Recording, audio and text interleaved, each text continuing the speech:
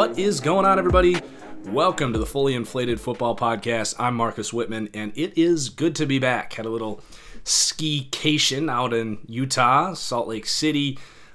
Great time out there, but it's time to get back to the action here, talk some football. We have a lot of stuff to talk about here. Coaching hires have all happened now. I was waiting for them all to be official and for me to return from Utah. While I was out there on vacation, I was able to really start diving into the draft. So we've got some quarterbacks, running backs, wide receivers, some specific prospects that I want to highlight in this podcast, which is going to be really a theme of this podcast for the next, 3 months or so. We'll try to, kind of spotlight a few prospects every week. And then we're going to talk about the conference championship games, what we can expect, who I think is going to win. We'll pick the spreads and all that fun stuff. So we got a really busy show here, no mailbag, because I think we really have a lot to talk about. But before we get into it, just a reminder, guys, if you're going to conference championship games or concerts, basically anywhere that you need a ticket, head over to SeatGeek.com, use the promo code FranchiseGuy. You're going to get $20 off that first purchase there. You'll get the best seats, the best prices, all that, and you save $20. So promo code FranchiseGuy. It's a great deal. Definitely check it out. So let's get into the action here. Coaching hires. And I'm going to try to keep this interesting. I know sometimes staff changes. If you're not a fan of the team, you might not really be into it. But instead of trying to, grade the hire or predicting if it's going to work out, well, that's pretty hard to do, to project that. There's too many factors there. But I will say for each of these hires, whether I liked the hiring or not, and then I'm really just going to focus on the direction the team is going and what the hiring of that coach says about the direction of the team, because I think that is kind of like the draft, the biggest true takeaway. The nice thing about coach hires and the draft is these teams can't, lie about what they're doing. You can look at their choices and say that's the direction they want to go in, whether that's offense or a specific type of offense, or they want to go defense in a specific part of defense. So I think that's important to kind of highlight. So let's start off here with the Green Bay Packers, who between them and the Browns, I think were the most attractive spots here. We saw the Packers job was the first one to actually get hired here. The Packers and the Browns are two teams that you would expect to have playoff aspirations, maybe in Super Bowl aspirations next year, especially here in Green Bay. So this was a big one. And, there was some, questioning about this hiring. You look at Tennessee's offense last year, Matt LaFleur, of course, the coach coming in here to Green Bay, a guy that if he never went to Tennessee probably would have been, not probably, he definitely would have been the number one head coach candidate in the world. But he goes to Tennessee where he's got injuries on the line. He's dealing with Blaine Gabbert for a good chunk of the year. They don't really have any receivers. Delaney Walker gets hurt. Really just Corey Davis to work with. So they had a pretty disappointing season in Tennessee. And no one was really, raving about the job that Matt LaFleur did in Tennessee. So there is a downside, a potential bust potential in this hiring. But a reason you would get excited if you're a Packers fan about this hiring is for the first time in about a decade, Green Bay and the leadership here is not going to say thinking outside the box, but thinking modern, at least looking at what other teams are doing and trying to follow suit, which in my opinion has been the shortcoming, the downfall, the collapse of the Green Bay Packers is the lack of modern thinking, adapting, change, evolving. It's been just a tragedy here in Green Bay between Mike McCarthy and what he did with that offense that didn't change for 10 years, and Ted Thompson, who was stuck in his ways in terms of building through the draft, and then he missed on picks, and it was just, he basically ran this roster into the ground. So we've already seen this team get more aggressive in free agency with the new GM, and now a new coach that, frankly, I think they should have made this move last year to just get on with it. But anyway, they're bringing in a coach here that's going to think modern. And let's shift into the football aspect here because, yes, I do like this hire for that reason. From a football perspective, this offense is going to completely change. Green Bay was 26th in the league in terms of play action. They basically ran no pre-snap motion all year. They finally got into it a little bit more with Joe Philbin. But this team's offense was the same as, you could load up a game from 2012 and the plays were the same. Long, developing, timing routes. And when you don't have the offensive talent, it's really going to fall off because you're not really scheming these guys open. You're putting a lot of pressure on Aaron Rodgers. You're putting a lot of pressure on the offensive line to hold up and buy time. And you're putting a lot of pressure on these receivers to come down with tightly thrown windowed throws, like what Jordy Nelson used to do. So now you're going to get a completely different mindset. Instead of what can we ask of our quarterback, it's what can we ask of this scheme to create openings for that quarterback. And what that means, basically just watch the conference championship games. Kansas City, New Orleans, the Rams, and New England. You are going to see pre-snap motion, play action, scheming guys open, creative offense, trying to create mismatch problems that we just haven't seen in Green Bay. And how Aaron Rodgers can handle that and adapt his game is yet to be determined. There's really no reason to expect that Rodgers couldn't change his game. He has all the tools and the mentality to do that. But the last thing I'll say here is Green Bay was 26th in the league in play action last year. Tennessee, where LaFleur was 4th in play action. And let me just name off the top 9 teams in terms of play action. Baltimore was number 1 with Lamar Jackson. They had some success, despite their quarterback being, can't really throw. And then you got the Rams, number 2, Philly, number 3, Tennessee, number 4, Seattle, number 5, New England, number 6, Kansas City, number 7. These are all the best storylines of the year. The teams that were winning games were using play action. It's the direction this league is going. And, Green Bay was at 18%, which is 11% less than Tennessee was at last year. So we're going to see 3 or 4 more play action passes a game from Aaron Rodgers. And you pair that with a running threat in Aaron Jones, who led the league in yards per attempt, if he can stay healthy. So it's just going to completely change here in Green Bay. I think we should move on. It's going to be exciting. It's going to be a boom or bust hire here for Green Bay, but I do like it. So next we've got the Cleveland Browns, who stay in-house here with Freddie Kitchens. They did interview around, but, they kind of went with the if it ain't broke, don't fix it thing. And a lot of people are critical here, and I think it's justified because there's not much of a history of, interim head coaches earning that job and then being successful. I actually can't think of any that, went on to win a Super Bowl or become a tenured coach.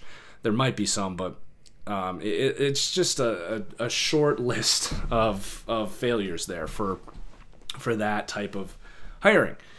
So they're going to keep things the same on offense, and I think that's probably the right thing to do here.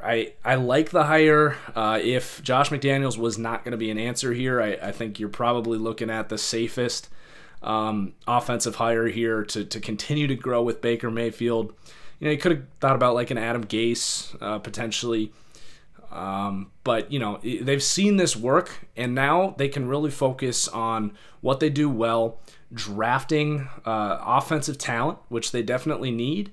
And they definitely earned, between Baker and Freddie Kitchens here, they definitely earned this hiring because Hugh Jackson left, and this, by the end of the year, was a team that you could honestly trust. I put money on the Browns to beat the Ravens in the last game of the year because you watched this offense with these two, and they had something special together. And now you have a setup here where you have some consistency. You've got, dare I say, an elite quarterback. That's to be determined, but Baker showed signs of a guy that's going to make the players around him better. And when you have that, well, you can draft a receiver in the 2nd, 3rd round and turn him into a superstar because they do need that number 1 wide receiver that they don't really have in Jarvis Landry. You look at like Devontae Adams, T.Y. Hilton, Michael Thomas, Antonio Brown, Emmanuel Sanders. These guys probably don't become number 1 wide receivers if they don't have the quarterbacks that they had to work with. So can Baker Mayfield be that kind of guy? Definitely. We're kind of going on a tangent here because not a lot is going to change with this hiring. And I think with the momentum this team had, I think that was the right decision. So I like the hire. It's way better than bringing in Mike McCarthy. Maybe Josh McDaniels could have had a higher upside, but I think it was the right call.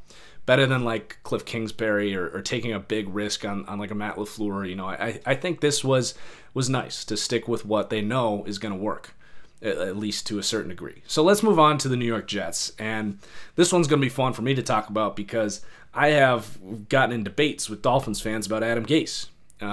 These are probably the same Dolphins fans that came after me when I said they needed to move on from Ryan Tannehill 3 years ago.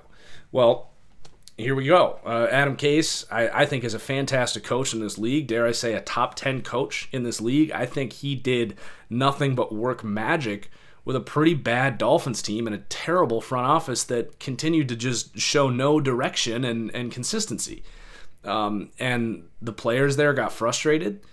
They weren't meeting expectations. All reports are Adam Gase is a guy that puts a lot of expectations on these players, and they weren't meeting it, and it flamed out. Now, I get why Miami had to fire him. The locker room there was a disaster, but I do not in any way put that on Adam Gase. He has done nothing but create, success on offense with, frankly, pretty poor pieces. He had Jay Cutler and had one of the best offenses in the league. He worked with Peyton Manning with those great offenses in Denver.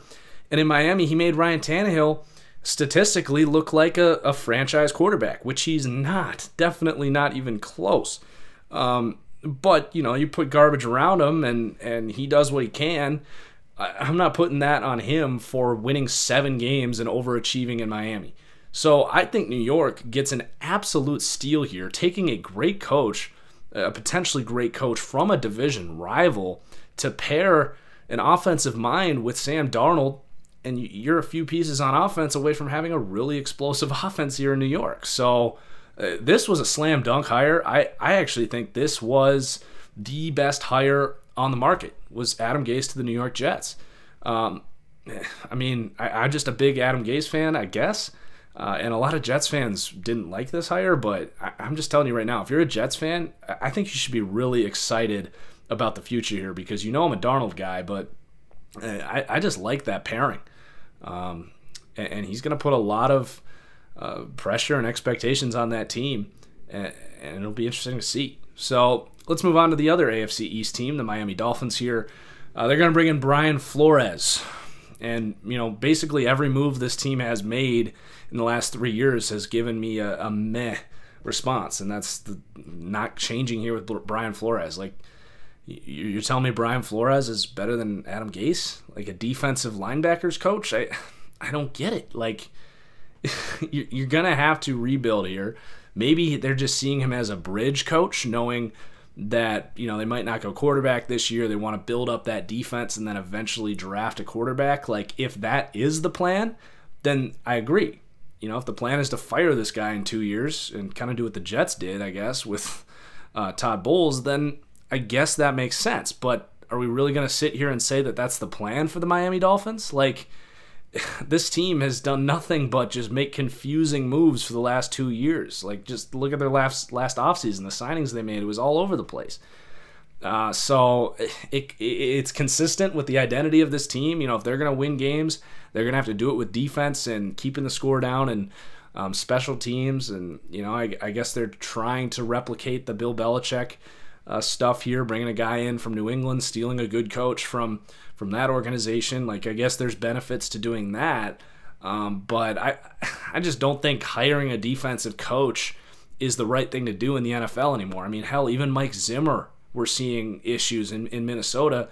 They lose their offensive coordinator, Pat Shurmur, because if your play caller isn't your head coach, well, he's going to become a head coach eventually somewhere else if he's good enough. And that's why you don't hire a defensive coach in an offensive league. So maybe this is just a bridge. Maybe they're going to just absolutely tank, start like David Fales this year and end up with Jake Fromm. But I just don't like the direction of this team. It seems to me like they're going to try and keep winning 6-7 games a year and having a good defense, and I just don't see this going anywhere in Miami yet again. So no, I don't like the hire for the Dolphins.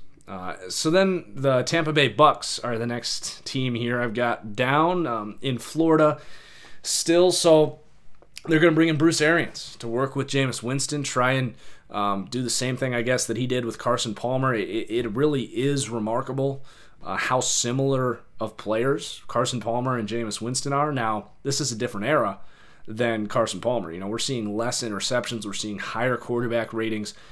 Well, the problem with Jameis Winston is he's going to have that same kind of thing that Carson Palmer had, and that he's going to give the ball away. He'll make some big plays, but he's aggressive, and he's going to turn that ball over too.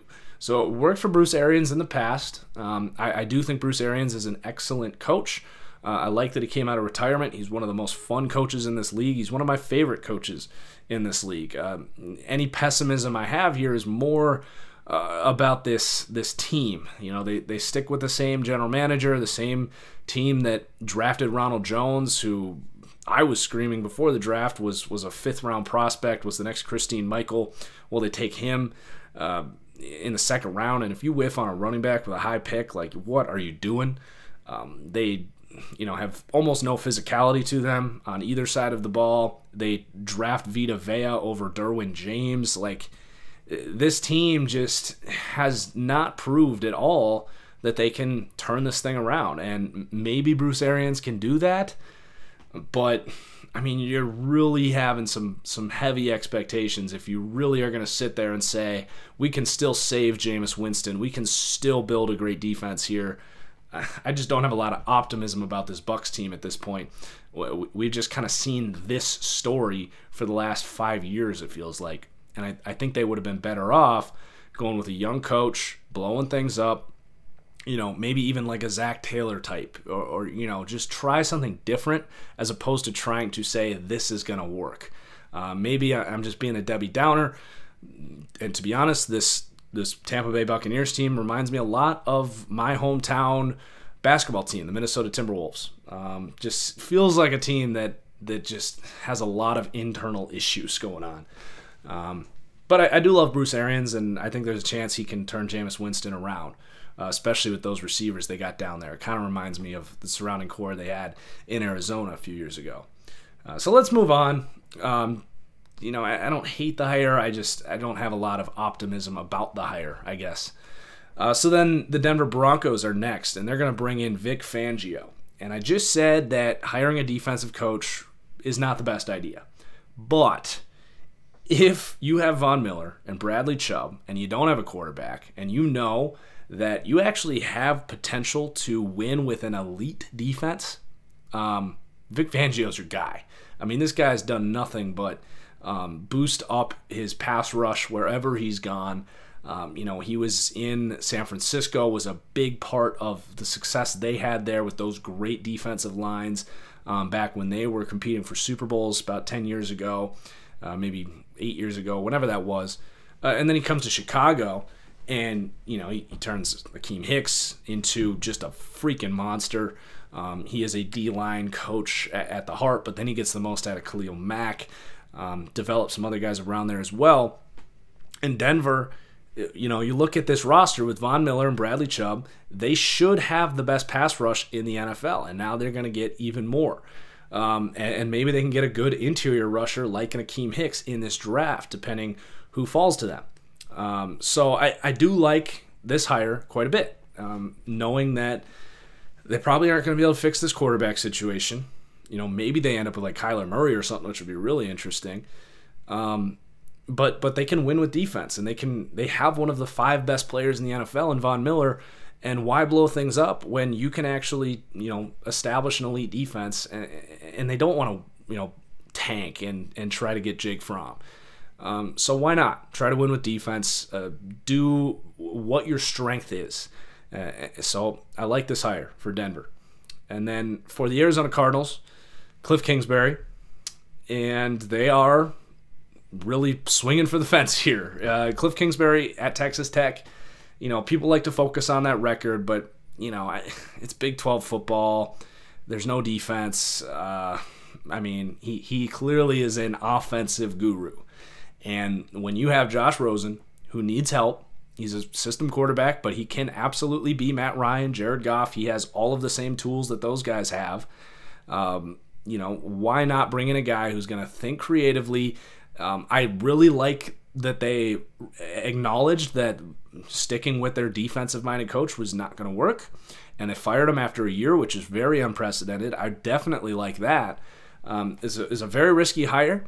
A lot of people, rave about his military background, and he is fit to be a head coach, and I buy into that. I think it's a good hire, but he's got a lot of food on his plate because they don't have an offensive line, they don't have any receivers.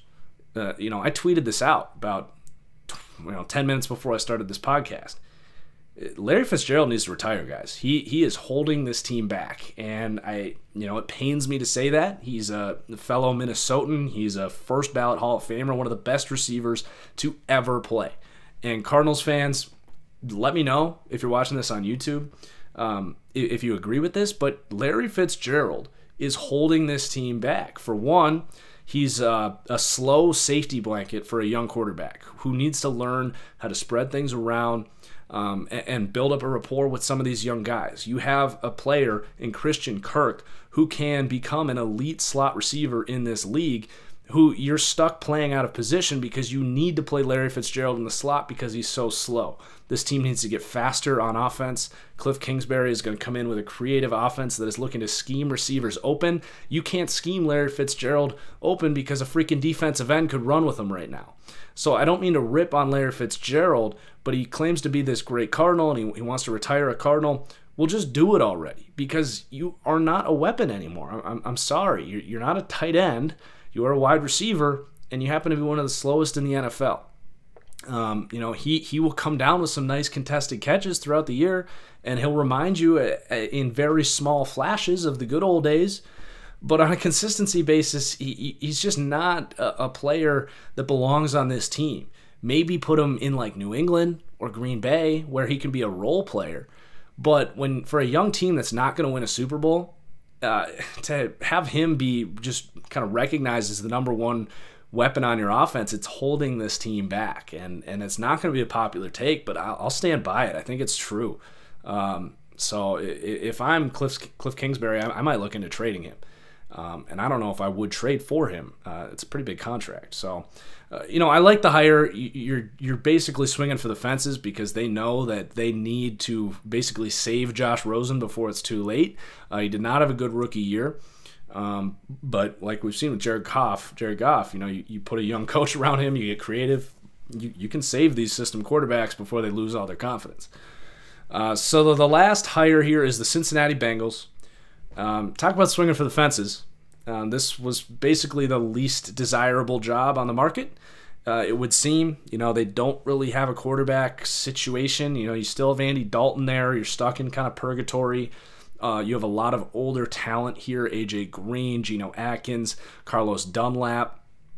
And, it's just a team that has been basically satisfied with mediocrity for the last 10 years. And I don't know how intriguing that is for a head coaching candidate, knowing that the ownership and the front office is not really going to be willing to go all in, and they're really not going to give you full control of the organization. So they hire Zach Taylor, who is a quarterback coach for the Rams. Obviously, he's done a good job there, but no experience calling plays in the NFL.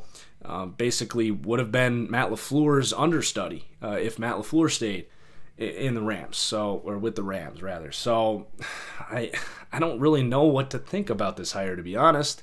And we're gonna find out what the direction of this team's gonna do, because you bring in this young, exciting offensive coach, but if the rest of your team's kind of stagnant, what's kind of the point here? So are they gonna move on from Andy Dalton? Are they gonna draft a Dwayne Haskins, Kyler Murray type, whoever it may be?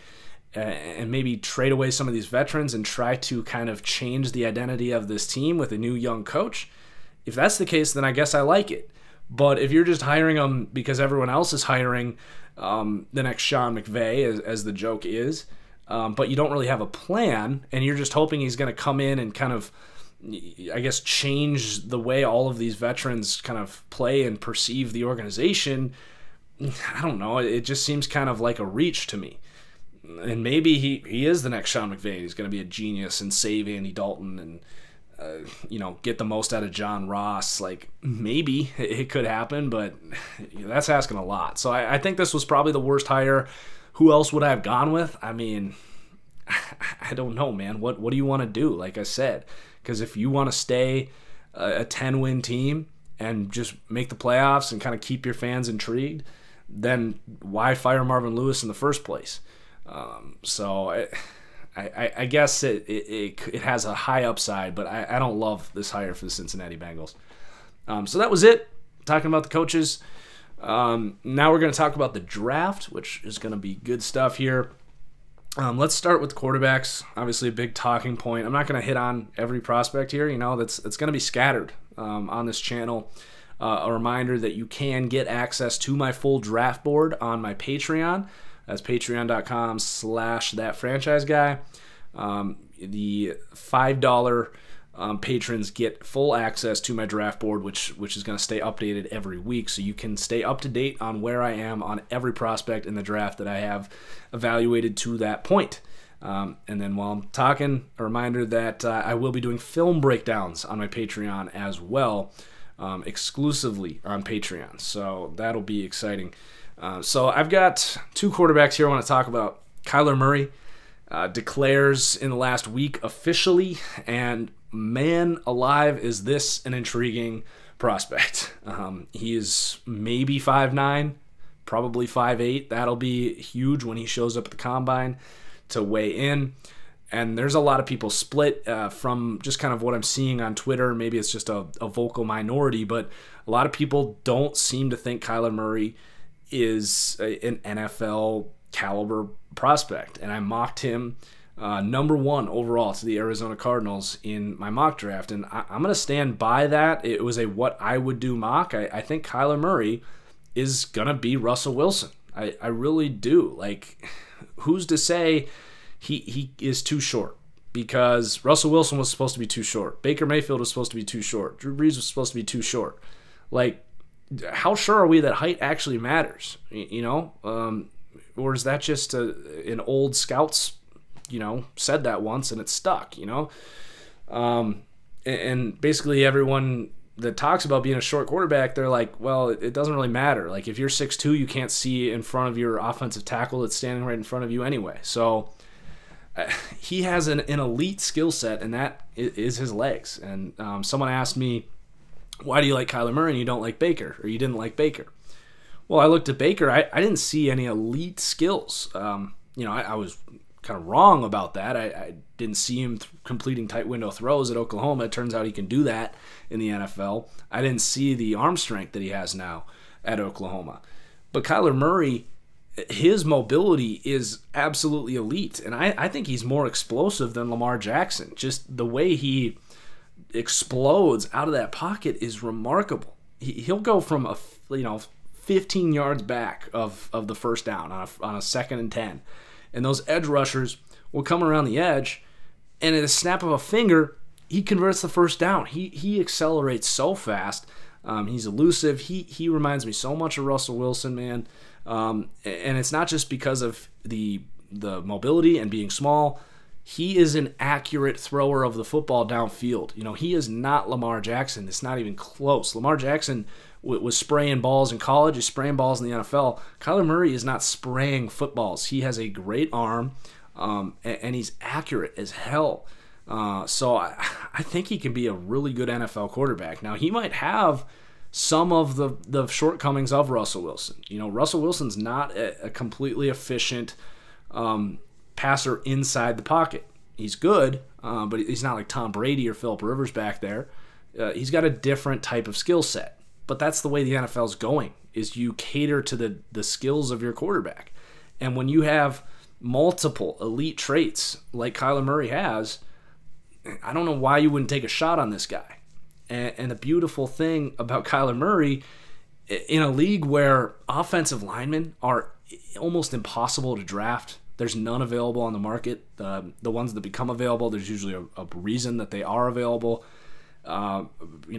Getting a good offensive line, there's like 17 teams trying to do that right now. And we all know when you have a Josh Rosen, you have a Dwayne Haskins, who's the next quarterback we're going to talk about, it's always get this guy an offensive line and he can be good. Well, that's not easy to get him an offensive line. Kyler Murray, yeah, he'd be better with an offensive line, but he doesn't need it. He can avoid the rush.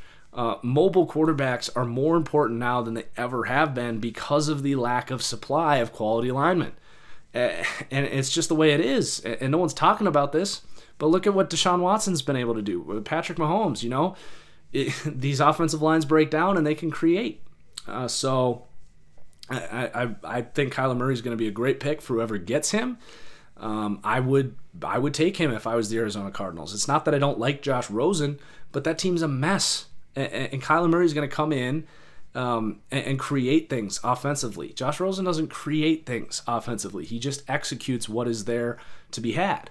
And I think if you put Josh Rosen in New York, who has a better line now, they have Odell Beckham, they have Saquon Barkley, Josh Rosen could be really successful on a different team. But I don't think he's going to work out in Arizona. I'm sorry. I like the new coach, but you're going to have a hell of a time both adding basically 5 offensive linemen. They might have a tackle, forgetting his name right now, out of Florida. But he's been iffy and injured throughout his career. But even if you magically get 3 or 4 quality linemen this year, you also need receivers desperately. So I just think that Kyler Murray would make things much better in Arizona.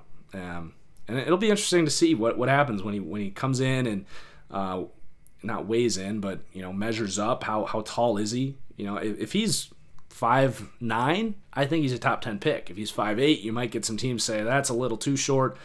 If he's 5'10", which I don't think he is, but we'll see. I didn't think Baker was 6 feet. He measured in at 6 feet. If he's 5'10", he will be the number 1 pick in the draft. I feel pretty good about that. So then you got Dwayne Haskins, and he is probably the most unique prospect I've evaluated at the quarterback position since I've been doing this. He doesn't run, at all. He has, you're not going to say no mobility, because he at times did, run for touchdowns, step up, which actually stepping up in the pocket is his strong suit. He kind of looks like Tom Brady, which is really scary to say, because he has one of the quickest releases I've ever seen from a college prospect. He has that unique ability that Tom Brady and Philip Rivers have, where when they're about to get sacked, they can sense it. And I think Dwayne Haskins has a really good sense of pressure, and they know exactly where they need to go to throw that ball away, because you can't always throw the ball out of bounds when you're inside the pocket. But some of these less mobile quarterbacks, they need to know where they can put that ball where it's not going to get picked off. And that's where the shortcomings of a lot of pocket passers have been, is they panic under pressure, they can't throw the ball out of bounds, and they put the ball where it's going to get picked off. Well, Dwayne Haskins doesn't do that. He knows, he can throw it at the feet of the guy running an out route. He can throw it at the feet of a guy running a short hook. He knows where his receivers are, and he is a really efficient West Coast passer because of that release, because of his ability to kind of get rid of the ball quickly and know where the ball needs to go. And I really like that about him. And he's got a freaking cannon. He's got a plus arm. The only question with Haskins is how consistent of a thrower is he going to be downfield? Because, you like the arm strength. You like the ability for him to step up in the pocket and deliver a strike. You like the fact that he doesn't throw a lot of interceptions. But as a pocket passer who doesn't offer much in terms of mobility, can he throw the ball vertically? And there are times where he throws a beautiful deep ball up the seam, down the sideline, but he does have inconsistent accuracy issues. So, maybe he's like late career Tom Brady, which sounds crazy to say because, Tom Brady's got 5 rings, but you watch the Patriots this year, Tom Brady is splitting the ball around. Basically 90 to 95% of his throws are less than 10 yards.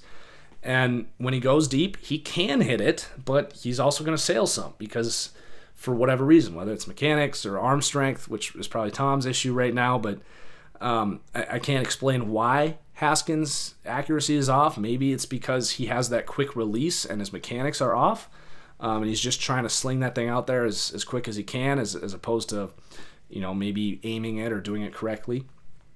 So I like Haskins. I think he's going to be a pretty safe pick for whoever gets him. I don't know what the upside is for him because of that lack of mobility, lack of deep ball, essentially for a lack of big play ability. But if you're a team like Jacksonville or maybe New York and you have some playmakers, I think Jacksonville, you got D.D. Westbrook, you got Marquise Lee, those are players that are going to thrive in the catch and run game. You run slants, bubbles, quick hitting passing games.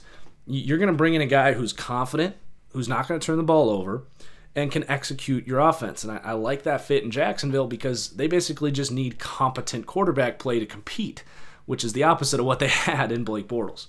So I think that's a great fit. I don't think I would take Haskins to be that elite, come in and be, kind of carry the franchise type of quarterback. I wouldn't want to put that type of expectation on Haskins. But if he can come in, kind of be a system guy, and just be a cog in the machine, then I really like that fit. But if you're like, I don't know, who really needs a quarterback? Like Miami, who isn't really ready for a quarterback to come in and be that cog and execute a system. If you're trying to draft a guy to just carry your offense, I don't think that's Dwayne Haskins. So those are the two quarterbacks I wanted to talk about. Everyone else has a lot of question marks at the quarterback position, but we'll continue to talk about the quarterbacks as we approach the draft here every week. So I got a couple of running backs now I want to talk about. Josh Jacobs out of Alabama and Darryl Henderson out of Memphis. And Josh Jacobs is by far my number one running back in this class. He is the only guy I can, obviously you can get your Kareem Hunts and Alvin Kamara's who come out of the mid-rounds. A lot of these running backs could be that. But Josh Jacobs is the player who I feel confident saying is going to be an elite running back in this league, at least to the extent of like a Dalvin Cook. Although Josh Jacobs doesn't have the injury questions of a Dalvin Cook. In fact, a big reason I like Josh Jacobs is he's barely played football and he looks incredible. The thing with running backs is wheels or the tread on the tire thing, where they only have so many carries in them before they lose a step. So I like that about Josh Jacobs. But I see a guy who is insanely explosive. He accelerates and has the most burst out of anyone in this class, except for Bryce Love. But Bryce Love is tiny. He's got power. He's got thick legs, which is like my favorite trait of running backs. All the best running backs have thick legs. And he's a natural catcher of the football. And if you are going to be a running back worth a first-round pick, you better be a receiving threat. Because otherwise, is there a difference between Leonard Fournette and, I don't know, Gus Edwards? No, not really, like at all. That pick just blew my mind. You better be a sure receiving threat if you're going to be a running back in the first round. And Josh Jacobs just has everything. I think he is at worst Dalvin Cook, but I don't see any reason he couldn't be truly elite. Todd Gurley, Ezekiel Elliott, Le'Veon Bell, elite.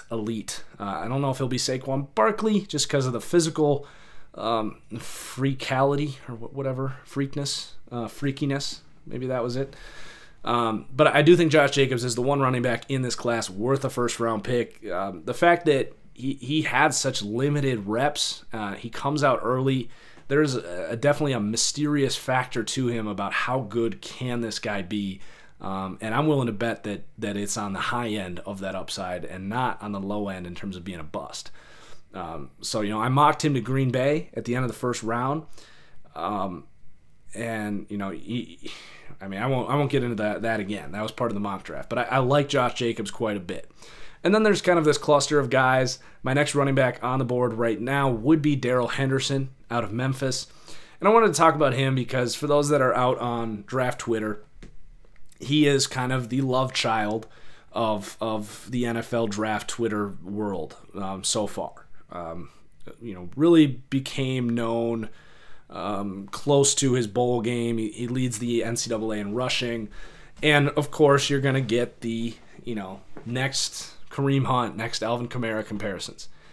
And I agree to an extent. I see the skill set. I've got a first to a third round grade on Darryl Henderson. I would not, if I absolutely needed a running back and I didn't like the value around him, I would take him late first, after 30. But there's a danger to saying this guy is the next Alvin Kamara, the next Kareem Hunt. Running back is a replaceable position, and the beauty of Kareem Hunt and Alvin Kamara is they were third-round picks. You didn't pass on a potentially elite pass rusher or a corner to take those players. And as we've seen with Kareem Hunt getting cut, and then Damian Williams, who they picked up off the street for like nothing, comes in and is 90 to 95% as good as Kareem Hunt. And let's also talk about the fact that Kareem Hunt and Alvin Kamara, they landed in ideal situations with elite play callers, with great quarterbacks, with great, offensive lines, just everything in place. There is no reason that basically any running back that goes in the second and third round that has solid balance, that has good vision, that can catch the ball, couldn't become those players. Unless it's Ronald Jones, who I thought was terrible all along. Just can't catch and has no instincts. But, there's a lot of players like this who can come in and, be a top 10 running back in the right spot. So if you're taking Darryl Henderson to be that next Alvin Kamara, Kareem Hunt in the first round, which I think is where the hype is going just because of what we've seen from those other running backs, you better hit. You better freaking hit on that pick, because if he's not Kareem Hunt, if he's not Alvin Kamara, if he's just Ty Montgomery, that's a terrible pick, because you can find that player later in the draft. So be careful with the hype on Darryl Henderson. He is a fantastic running back. He is fast. My comparison for him is Ray Rice. He is thick at like 5'9", 5'8". He's not going to run a ton of people over. He does have a power element to his game. He's good at falling forward and staying on his feet, but he's not going to be like Adrian Peterson, like just bury you in the ground. And he can catch. And, he looks like a really good running back at the next level. But if the hype gets off the chain, I have a feeling I'm going to end up being actually lower on Darryl Henderson, because everyone's been trying to find the next Alvin Kamara since Alvin Kamara happened.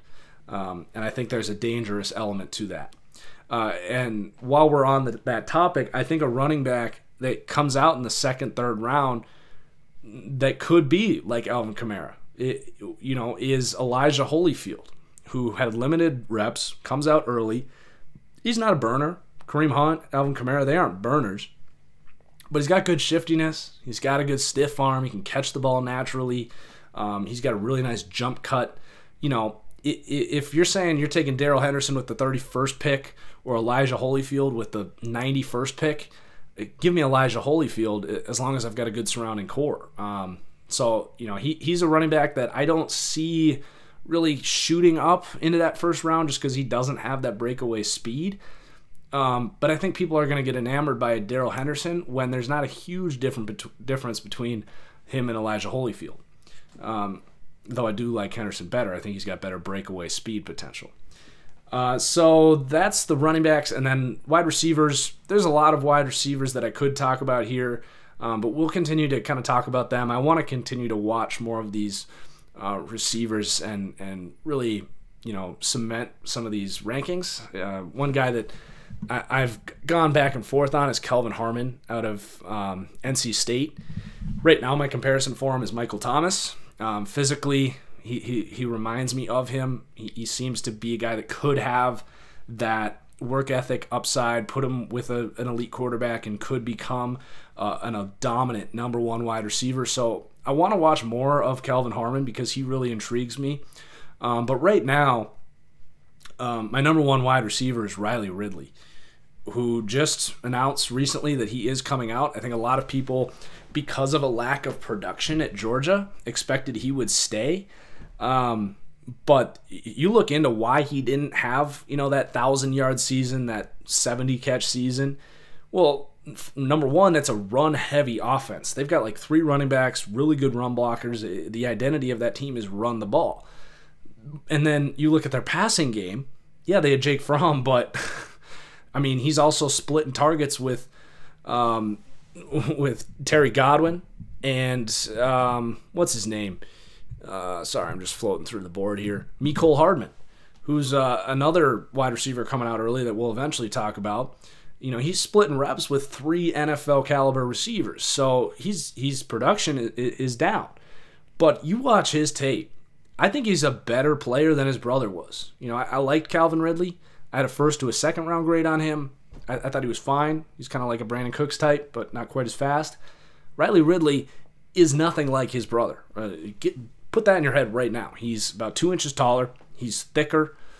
He's not a 23-year-old junior. He's a 22-year-old junior. He's normal aged, and he looks like Davante Adams and Amari Cooper. He's got those quick feet. He's a little thick. He can come down with the ball in traffic. He's really good after the catch. He's super elusive. You know, I think Davante Adams is a great comparison. Either him or Amari Cooper. I think those two players are very similar. I just don't think he has quite the breakaway speed that Amari Cooper has. So that's why I go Davante Adams. But right now, Riley Ridley is potentially one of the bigger sleepers in this class. But I do think he's going to shoot up draft boards as more and more people watch him, because we knew he was a good player, but we thought he was going to come back. Well, it turns out he's coming out. So Riley Ridley's shooting up. There's other receivers, like I said, that we're going to talk about as we go on. It's a decent group of wide receivers. A lot of guys are going to go in that second to third round. Some of them will be superstars, depending where they land. I believe that. But it is kind of hard to say who it's going to be, because it's really just going to come down to who ends up having great work ethic and who gets, you know, put in the right situation, because some of these guys are probably going to bust as well. So, you know, we'll talk more about receivers moving forward. But that's all the guys I want to talk about for the draft right now. I was really focused on the quarterbacks and the skill positions there over the week. So, you know, we'll get into defense and other positions too. So the last thing we have to talk about here are the conference championships this weekend. I believe as of now, both home teams are 3-point favorites. So they're saying that these teams are all equally matched. And I agree with that. I think we're in for one of the best conference championship weekends ever. I wish I could bet the over on both games combined. We're talking about elite offenses. We're talking about pretty poor defenses. New England's the one team that, you know, New England and New Orleans both are probably a notch below offensively and a notch above defensively than the Rams and the Chiefs, but these are teams that can get into shootouts. There's no denying that. So let's start in the NFC. The Rams at the Saints. And, you know, we got this far in my playoff predictions video, and I picked the Rams then, and I'm going to stick by the Rams. It's maybe a gut feeling. A lot of it comes down to I have not been overly impressed by the Saints. I'm impressed by their ability to kind of beat you in whatever way is necessary when the game is close. You know, they have a lot of ways to beat you. They got playmakers on defense. Obviously, Drew Brees can come alive. They got some elite playmakers offensively, and their special team is pretty good too. But, you know, I just don't think New Orleans is overly explosive offensively right now. I just haven't seen it for the last 2 months of the season. They don't have a ton of playmakers outside of Michael Thomas. I think Drew Brees is incredible, but perhaps, I'm not going to say he's overrated, but I think you might know what I mean. You know, he's a damn good quarterback, but he's not, you know, he's not doing what Patrick Mahomes is doing out here. And without the elite playmakers that the Chiefs and the Rams have all across the field, I don't know if they can go pound for pound or punch for punch with the Rams, who I thought looked extremely explosive over the last 2 weeks of the season. They looked fantastic against a really good Cowboys defense. And, you know, we're just a few months away from saying that this Rams team, who beat the Chiefs in just an absolute shootout, that, you know, this Rams team was going to be playing the Chiefs in the Super Bowl. But for some reason, they had a couple down weeks, and people decided to write off the Rams. And I'm not ready to do that. I think what this team can do offensively is better than what the Saints have. And then defensively, I've been saying it this whole time, and I caught flack for it, but these games in the playoffs has done nothing but back this up. I'm not unique in sharing this opinion. At Pro Football Focus, all the analytics guys will tell you the same thing. Defense does not matter. And that doesn't mean that you don't have to play defense, because you do. What it means is that how good your defense is supposed to be doesn't matter. All that matters is you make a play on third down. All that matters is you hold the other team to less points than you can score. There's a reason the Bears and I always say it like that, the Bears and the Ravens, there's a reason they're at home watching these games this weekend. It's because they can't score points. In those games, you couldn't tell the games that those teams lost. You couldn't tell the difference between their supposedly elite defense and the other teams, the Eagles and the Chargers, who just have good defenses, good situational defense. And that's all that matters. And the Rams, yeah, they're going to give up some big plays. They're going to give up a lot of yards. Hell, they might give up a lot of points. But they have playmakers. I'm not saying the Saints don't. I'm not. But I've already said that I think the Rams have a better offense. Because of the offensive line, the play calling, the explosion from the receivers. Todd Gurley, obviously, I just like their offense better. But back to the defensive point. All the Rams are going to need to win this game is that strip sack from Aaron Donald. Getting Marcus Peters or Aqib Talib to punch that ball out. Or maybe it's Dante Fowler or what is it, Samson Ebukam, who have shown that they can make that big play. They're flash players. They're not going to show up all game, but they might make that big play in the fourth quarter. And this Rams team has proved that. And so have the Saints. Don't get me wrong. This game is going to come down to the absolute wire. It's going to be an incredible game. There's a reason I said this is going to be the best conference championship weekend that I can remember. I think so. And it's hard to bet against the Saints, but I'm going to take the Rams in this game. I think it'll be like 38, 35, something crazy like that. Pretty similar to the first game these guys had. But I will stick by the Rams to win this game. Mainly off of, having a slightly more explosive offense. So let's move on and talk about the Patriots and the Chiefs. And it's going to look a little different than the Rams and the Saints, but definitely some parallels as well. So the Patriots, I will say that I was incredibly impressed rewatching that game. I was flying during the game, so I had to rewatch after. But, God, are they physically imposing up front. Offensive line and defensive line, you don't move these guys. And I think that's why they asserted their dominance on the Chargers, who they're definitely better around the edges than they are in terms of their meat. And you could definitely say the same thing about the Chiefs. The Chiefs do have some better defensive linemen than the Chargers, at least on the interior, but pretty similar. So the Patriots are probably going to move the ball pretty well against the Chiefs.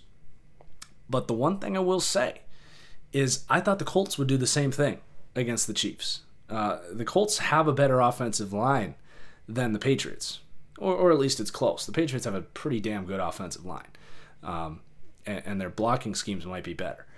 But, I thought that the Colts were going to kind of maul the Chiefs up front, and they didn't. So if the Chiefs can play physical like they did last week, and I don't know why they wouldn't, then it's going to be a long day for this Patriots offense trying to keep up with this Chiefs offense that was just firing on all cylinders. Now, we know that these Patriots defenses with Bill Belichick, the discipline, it is going to be so incredible to see Andy Reid, who I think is the best play caller in the NFL, from a misdirection, mismatch problem, keeping the defense on their heels perspective. To see that up against Bill Belichick, who's probably the best defensive mind in NFL history, from a chess match point of view, it is going to be remarkable to watch these two guys go at it. Man, I am excited. I earlier in this week was just going to say the Chargers or the Chiefs are going to blow this Patriots team out. But after seeing them play physical and just give Belichick the foundation to just dominate from a game plan point of view, it's hard to pick against the Patriots. And, Tom Brady's not doing anything. He's just throwing screens and, hitting his out routes and letting Edelman and Sony Michel and Gronk, do their thing and convert first downs. So if the Patriots defense folds and they can't handle the Chiefs' offense. I don't see the Patriots keeping pace. But if that Patriots defense can hold up and Stephon Gilmore can run with Tyreek Hill, and Kyle Van Noy can keep playing well, and maybe McCourty or someone can slow down Kelsey, this could get real interesting. And, we could see Tom Brady in another Super Bowl. I'm not going to pick it to happen. I'm going to pick the Chiefs, but all I'll say is I have shifted quite a lot in the last 4 or 5 days after rewatching that Patriots team, who looked like a much better football team last week than we saw the last month of the season, in my opinion. So I'm going to take the Chiefs, but I will say it. I think it's going to be a little lower scoring maybe than expected. I think maybe like 30 to 27, because I think a lot of people are expecting a 45-40 game. I think the Patriots know that they need to slow down this Chiefs offense and play a little more closer to the belt to win this one in Kansas City, which is going to look much different than it did in Foxborough like 3 months ago. So I don't want to hear any Patriots fans say, "Oh, the Patriots already beat the Chiefs. How can you pick against them?" Like, get out of here. Like, really? So that's it for the podcast this week. Kept it under an hour. That's definitely the goal for this show. So if you're watching here on YouTube, hit that like button. If you're listening on Spotify, I don't know, leave a review or something. I'm still new to this podcasting thing. I'm still trying to get this out on iTunes and Google Play and all that stuff. But for now, we're going to keep up on YouTube here. So again, please hit that like button. Looking forward to see what you guys have to say in the comments as well. I'm so excited for these conference championship games. Follow me on Twitter at TFG_football. You can interact with me as these games are going on. So until next time, guys, cheers. As always, peace out.